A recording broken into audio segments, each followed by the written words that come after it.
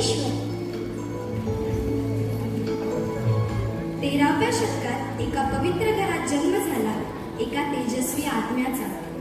ज्ञानदेव म्हणजेच ज्ञानेश्वर माऊली. पण त्यांच्या जन्माच्या आधीच त्यांच्या आई वडिलांना समाजाच्या विरोधाला सामोरं जावं लागलं. अरे, हा नाही का तो ब्राह्मण ज्याने संन्यास घेतला होता आणि आता संसारासाठी परत आलाय? आता धर्मद्रोह नाही का? संन्यास घेतला की संसार संबंध संपतो, एवढे काय नाही. याने जर परत संसार केला तर ही मुले म्हणजे अधार्मिक, धर्महीन, यांना उपनयनही करता येणार नाही. आम्ही काय गुन्हा केला? नवरा संसारात परत आला म्हणून मग मी पत्नीचा धर्म निभावण्याचा प्रयत्न केला. ह्यात काय चूक झाली? मी संन्यास घेतला खरा, पण काशीच्या पंडितांनी सांगितलं संन्यास अयोग्य होता, कारण मी संसारिक होतो. त्यामुळे धर्मशुद्धीसाठी परत आलो. पण तुम्ही आम्हाला पुन्हा स्वीकारत नाही आहात, मग आम्ही जायचं तरी कुठं? ह्या पापांचं प्रायश्चित्त केवळ मृत्यू आहे. एकच उपाय, प्रायश्चित्त म्हणून देह द्या. हो, यांनी समाज नियम मोडले. आता हेच आपल्या मुलांना धार्मिक संस्कार देणार नाही, हे स्वीकारता येणार नाही. समाजाने आपल्याला दिलेल्या शिक्षेचे आपण पालन करू. आपण देहत्याग करू. तू मला साथ देशील ना?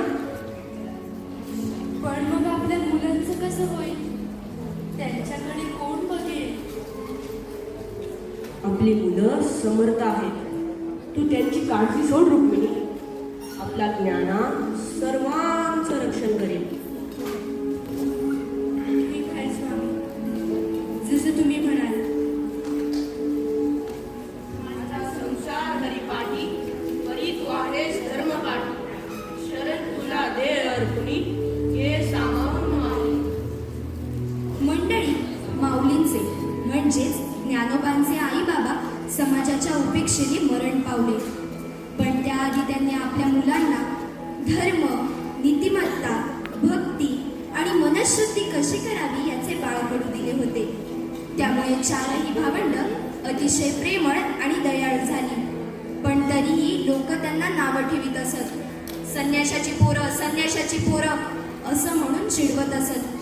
पण ज्ञानदेवांनी त्यांच्याकडे कधीही लक्ष दिलं नाही. नेहमी योग्य आणि खऱ्या मार्गावरून चालत राहणे हेच ब्रीद त्यांनी अंगीकारलं. भाऊ, आपण वेद शिकू शकत नाही म्हणे, पण ज्ञान तर सगळ्यांचं असतं ना? हो दादा, वेद, उपनिषद हे फक्त एका जातीत बंदिस्त नको. ज्ञान सर्वांसाठी असावं, मग ते कोणीही असो. पण लोकांना हे समजत नाही. अनाठाई अंधश्रद्धा उराशी बाळगून आहेत सगळे. दादा, आपण त्यांना योग्य मार्ग दाखवायला हवा ना. आपण त्यासाठी गावोगावी जाऊयात. भगवंतांचं नाम गात गात जाऊ, ज्ञान वाटत जाऊ. ज्ञानोबा माऊली नामाचा श्वास चालतो, पंढरीच्या वाटेवर प्रेमाचा दीप जळतो. पण तरीही गावातली लोक त्यांना सारखी हिणवायची आणि म्हणायची, अरे, हा पांडित्याचा वेळगळपणा का? ही मुलं वेद वाचतात म्हणे, पण गुरु नाही, उपनयन नाही, मग यांना कोणी परवानगी दिली आहे? हो ना, पांडे महाराजांनी यांना वेद म्हणायला मनाई केली आहे. ते म्हणाले, जे ब्राह्मण नाही ते वेद कसे म्हणू शकतात? अनेक चमत्कारिक प्रसंग त्यांनी लोकांना दाखविले. त्यांचा उद्देश फक्त एवढाच होता की लोकांनी अहंकार सोडावा, नम्रता अंगी ठेवावी. एकदा असंच चारही भावंड रस्त्याने जात असताना ब्राह्मण सभा त्यांना दिसली. त्यांनी सर्वांना नम्रपणे वाकून नमस्कार केला. पण तेवढ्यात पांडे महाराज ज्ञानेश्वर माऊलींना म्हणाले, ए संन्याशाच्या काक्या, तुला वेदांचं ज्ञान आहे ना? जर खरंच तुला वेद येत असतील तर एका वेदाला ते उच्चारायला लाव. त्याने वेद उच्चारले तर मी मानेन की तुझं ज्ञान खरं आहे.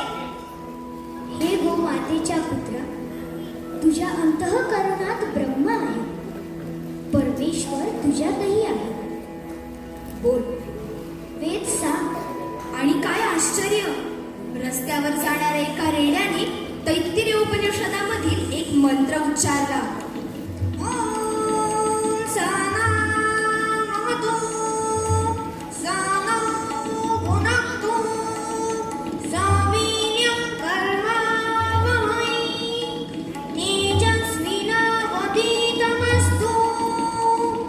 मा विद्विषावहै.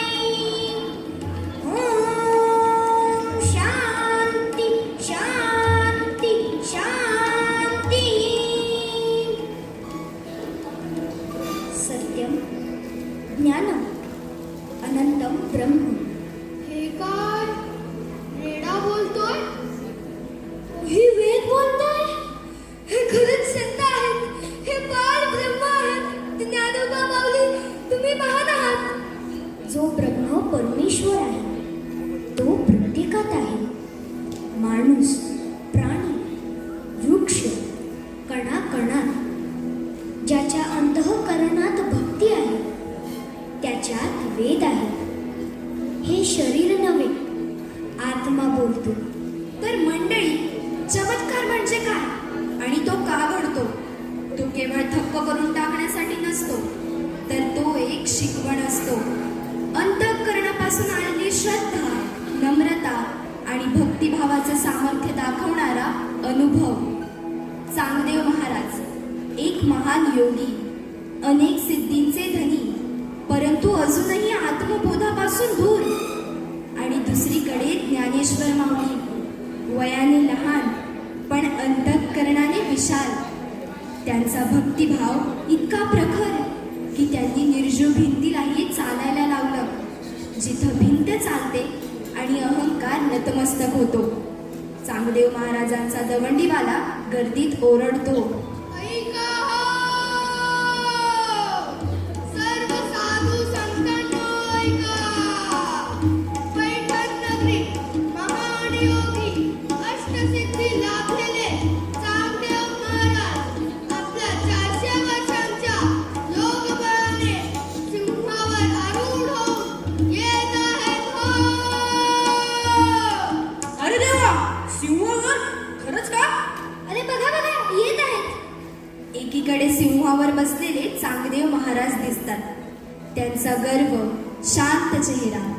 तर दुसरीकडे ज्ञानेश्वर माऊली शांतपणे भिंतीजवळ उभे, भिंतीवर हात ठेवतात.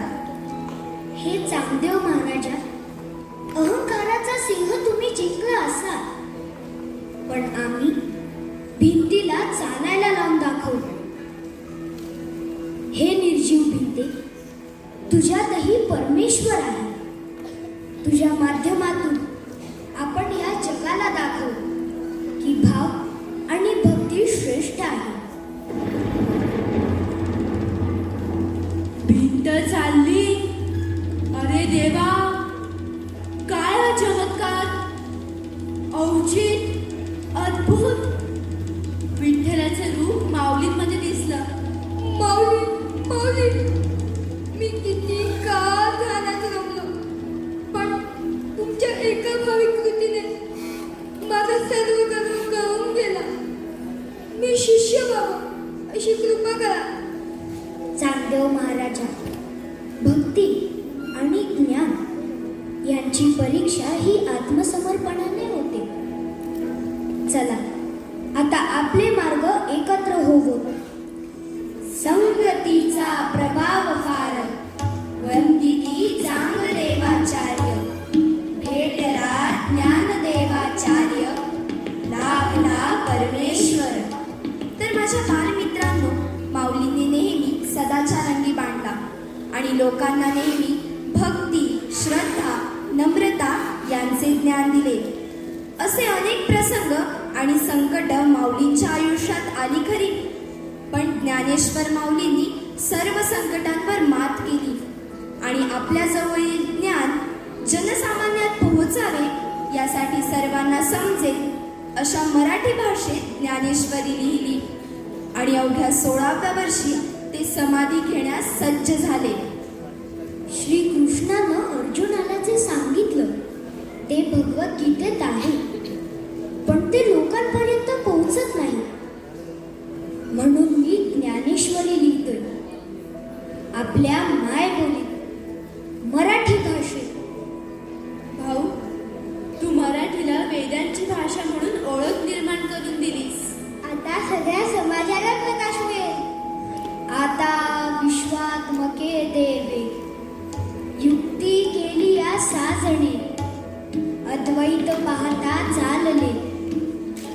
अंतर्बाह्य एक झाले.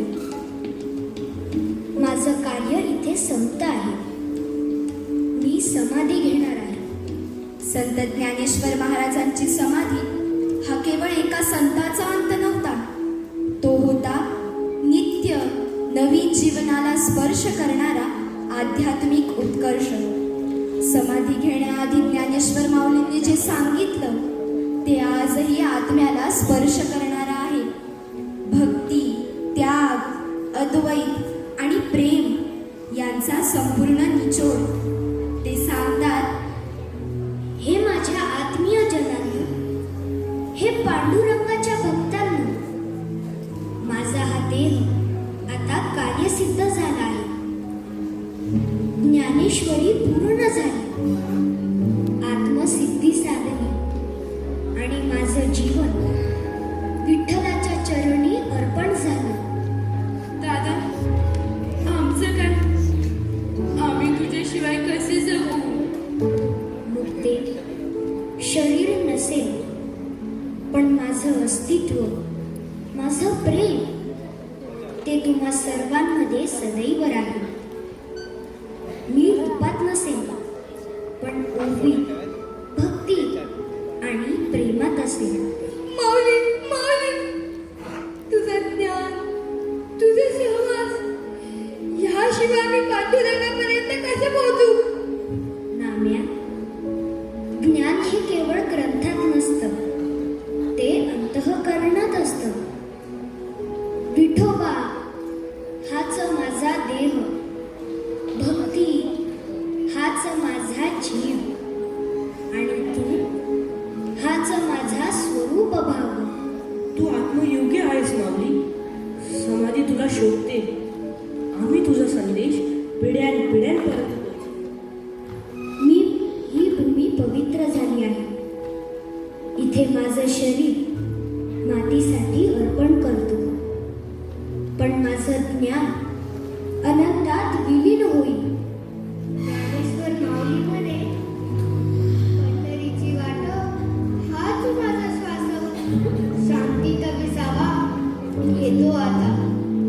भक्तांनो, राहा तू शुद्ध प्रकाश. आत्मा परमात्मा एक रूप, दया ठाई कैसा भेद. ज्ञाना म्हणी तोची वायदा, वेदांनी गातला. योगी पाणी समाध्याय, चित्तम हृदयी निरुध्यच. मूर्ध्याध्यायात मनः, प्राणमास्थितो योग धारणा. अर्थात योगी मन हातात घेऊन चित्त हृदयात स्थिर करून आणि प्राण मस्तकात स्थापन करून योग धारणेत स्थिर होतो.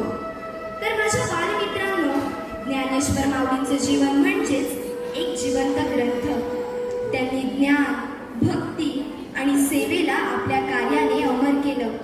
त्यांचे अभंग, त्यांची ज्ञानेश्वरी आणि त्यांचे जीवन हेच आपलं मार्गदर्शन आहे. त्यामुळे आज आपण माझ्यासोबत एक संकल्प सोडूया. यापुढे मी माझ्या आयुष्यात प्रामाणिकपणानं आणि सत्याच्याच मार्गाने जगेल. बोला पुंडलिक